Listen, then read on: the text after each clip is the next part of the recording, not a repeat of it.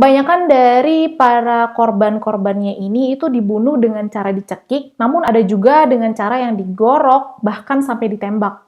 Hai, halo semuanya, kembali lagi bersama aku Rastefani. Jadi belakangan ini aku tuh sering banget nontonin film-film yang ada di Netflix. Dan ada satu film di Netflix yang menurut aku bagus banget. Film ini diangkat dari kisah nyata yang pernah terjadi di Amerika Serikat sekitar tahun 1980-an. Di videoku kali ini aku akan menceritakan tentang kasus pembunuh berantai yang telah menghilangkan kurang lebih 10 nyawa perempuan dan hanya ada satu yang selamat. Pembunuh berantai ini bernama Bobby Jolong.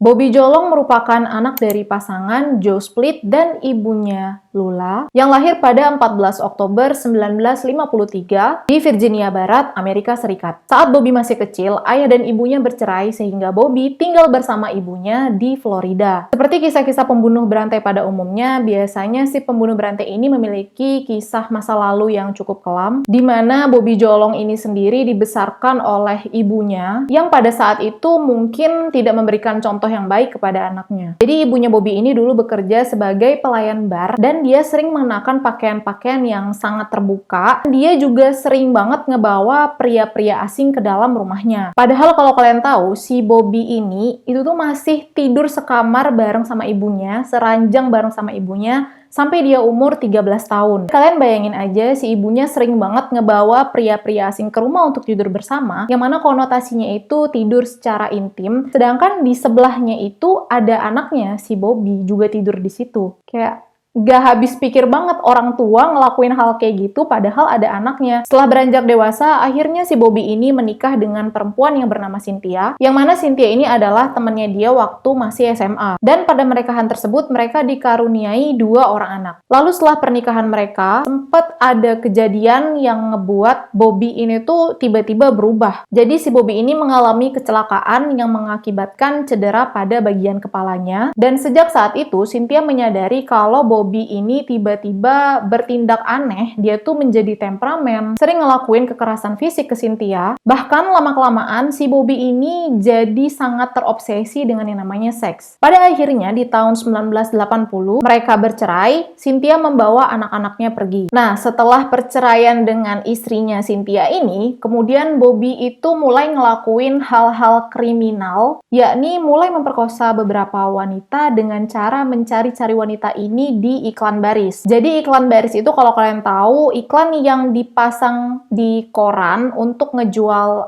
barang atau jasa, dan si Bobby ini mencari wanita itu melalui iklan baris di koran, terus dia ngedatengin si pengiklan tersebut untuk pura-pura jadi pembeli. Dan Bobby akan memperkosa wanita-wanita ini kalau misalnya dilihat mereka itu di rumah sendirian. Biasanya dia akan pura-pura izin ke kamar mandi, dia bakal nodongin pisau ke wanita-wanita ini. Setelah itu wanita-wanita tersebut diikat dan diperkosa, lalu setelah itu Bobby akan merampok isi rumah dari si pengiklan ini. Kasian banget gak sih? Udah dia ditipu gitu lah ya, terus tiba-tiba diperkosa, dirampok pula rumahnya. Emang kurang ajar banget sih Bobby. Menurut keterangan polisi, Bobby telah melakukan 50 pemerkosaan saat periode itu berlangsung. Setelah itu, pada tahun 1984, Bobby pindah ke daerah Tampa Bay, Florida, dan di sini dia itu mendapati banyak banget pekerja seks komersial. Terus, dia yang awalnya itu melakukan tindak kejahatan pemerkosaan kepada para wanita, bertransformasi menjadi seorang pembunuh berantai.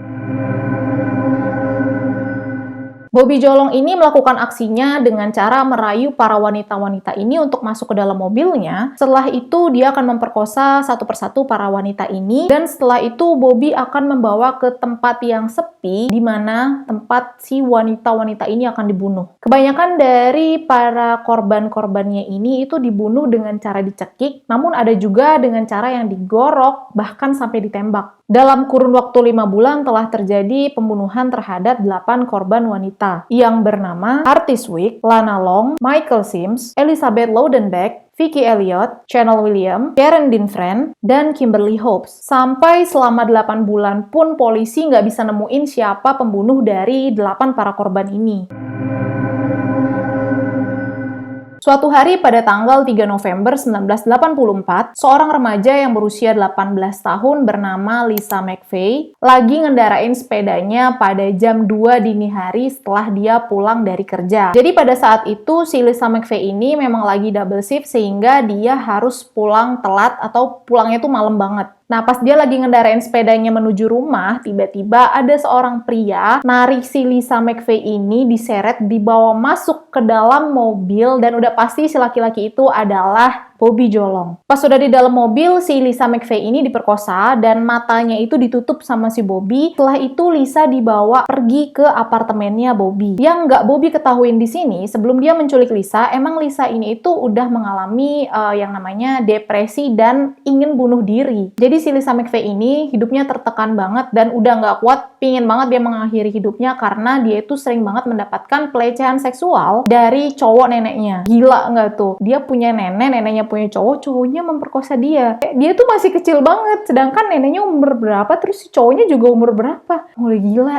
Nah, karena pengalamannya inilah, jadi Lisa itu bisa bertahan dari serangannya si Bobby Jolong ini. Di sini Lisa benar-benar nggak mau nyerah dan dia melakukan pertahanan hidup dengan mengenali si penculiknya ini, walaupun keadaan matanya itu ditutup kain sama si Bobby. Bobby sendiri orangnya itu sangat temperamen, dia itu kadang-kadang berubah menjadi sangat kasar dalam satu waktu, bahkan dia juga bisa berubah menjadi sangat lemah lembut terhadap si Lisa ini. Dan ada satu waktu si Lisa ini nanya ke Bobby, "Kenapa kamu kok ngelakuin ini sama aku?" Dan Bobby menjawab kalau dia tuh benci banget sama perempuan, apalagi si mantan pacarnya. Nah, setelah 26 jam diculik, pada jam 3 dini hari, Lisa itu tiba-tiba merasa kalau dia ini bakal dibunuh. Dan di saat itu Lisa berusaha untuk menunjukkan rasa simpati kepada si Bobby. Bahkan Lisa itu berbicara sangat lembut ke si Bobby ini agar si penculiknya ini merasa nyaman dengannya. Terus Lisa McVey ini juga menawarkan kepada Bobby untuk menjadi pacarnya. Dan dia berjanji dia nggak bakal ngomong kepada siapapun dengan apa yang udah Bobby lakuin ke dia. Bobby ngerasa heran banget dan akhirnya dia menolak Lisa. Lalu dia memasukkan Lisa ke dalam mobil dan membawa Lisa ke daerah tempatnya tinggal dan menurunkan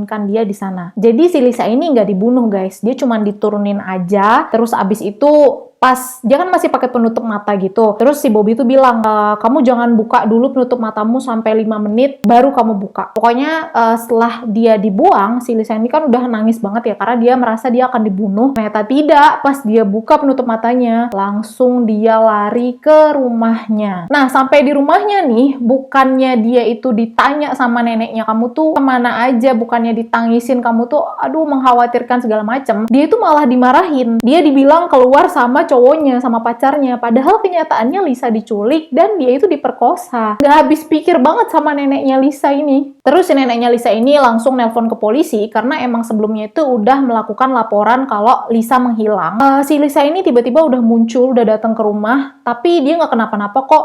Dia itu cuman pergi keluar sama pacarnya. Si neneknya tuh bilang kayak gitu ke si polisi. Terus dari pihak polisi bilang kalau misalnya dia butuh interogasi. Awalnya polisi ini tidak mengkaitkan penculikannya Lisa ini dengan pembunuh berantai yang selama ini mereka cari-cari. Tapi ada satu kesamaan bukti yang membuat polisi ini yakin kalau si pelakunya itu adalah orang yang sama. Jadi pada pembunuhan terhadap 8 korbannya Bobby ini, itu ditemukan adanya bukti serat karpet merah yang terdapat pada tubuh si korban. Yang mana saat diperiksa si Lisa McVey ini juga terdapat bukti tersebut gitu. Nah, setelah kejadian penculikannya Lisa, tiba-tiba muncul lagi 2 korban baru bernama Virginia Johnson berusia 18 tahun dan Kim Swan yang berusia 21 tahun, di mana Kim Swan ini juga memiliki bukti yang sama. Di tubuhnya itu juga ada serat karpet merah. Nah, pada saat itu polisi langsung bergegas mencari si pembunuh berantai ini dengan dibantu oleh Lisa dan menjelaskan gimana kejadiannya dia saat pertama dia diculik sampai dia dibawa ke apartemen. Walaupun keadaannya itu Lisa ditutup matanya, tapi ini nih, di sini kerennya si Lisa McVey ini.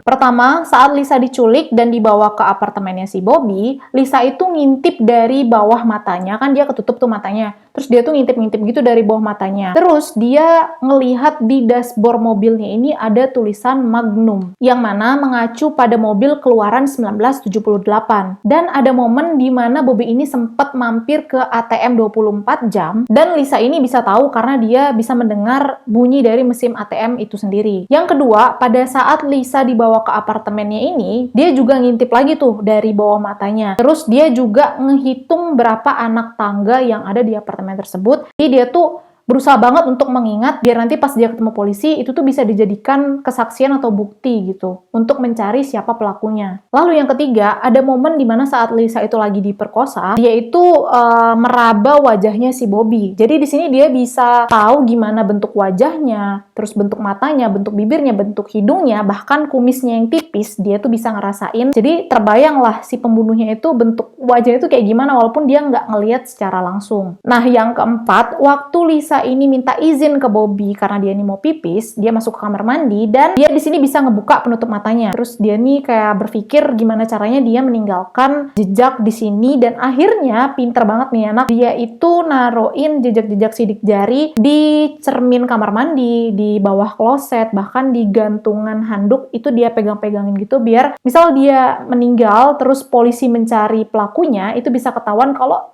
pelakunya itu tinggal di rumah ini gitu. Nggak cuman itu, Lisa juga mengambil beberapa helai rambutnya untuk ditinggalkan di bawah kasurnya Bobby. Terus dia juga ninggalin jepit. Terus dia juga menggigit jarinya nih waktu di mobil. Menggigit jarinya terus kan berdarah tuh. Itu tuh dielapin gitu loh di jok mobilnya. Nah setelah itu polisi mulai menyisiri daerah tersebut mencari tahu siapa orang-orang yang menggunakan mobil dengan ciri-ciri yang dibilang sama si Lisa. Dan polisi menemukan beberapa orang dan di foto, lalu Lisa disuruh memilih kira-kira mana dari orang-orang ini yang merupakan orang yang menculik kamu gitu. Dan di situ Lisa langsung yakin memilih fotonya si Bobby Jolong ini. Beberapa hari kemudian polisi akhirnya menemukan keberadaan apartemennya Bobby Jolong beserta mobilnya juga di situ. Setelah itu polisi langsung menangkap si Bobby Jolong ini. Setelah dibawa ke kantor polisi, awalnya dia nggak mengakui apa yang dia perbuat selama ini. Tapi pada akhirnya setelah ditunjukkan bukti-buktinya itu, akhirnya dia mengaku kalau dia yang membunuh semua para korbannya ini. Pada 1985, Bobby mendapat hukuman seumur hidup tanpa pembebasan bersyarat, namun negara tetap mempertahankan opsi untuk dihukum mati. Akhirnya pada tanggal 23 Mei 2019, Bobby Jolong dieksekusi dengan suntikan mati.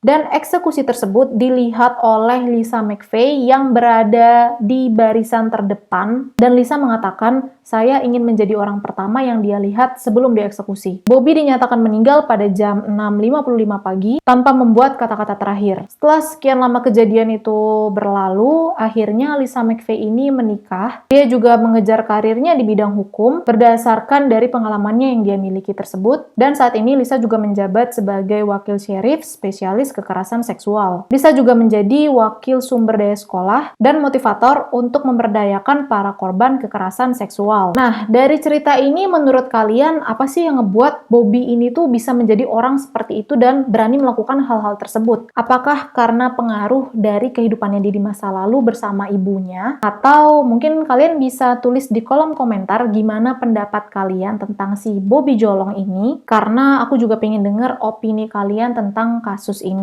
Oke, untuk kalian yang suka dengan video kayak gini, jangan lupa untuk di-like. Dan buat kalian yang belum subscribe, silahkan subscribe dan nyalakan juga tombol loncengnya. Karena nanti aku bakal upload lagi video tentang cerita-cerita kayak gini, sehingga kalian bisa tahu kalau aku udah upload. Jangan lupa juga untuk follow Instagram aku di @rastefani. And ya, sampai jumpa di video-video selanjutnya. Bye!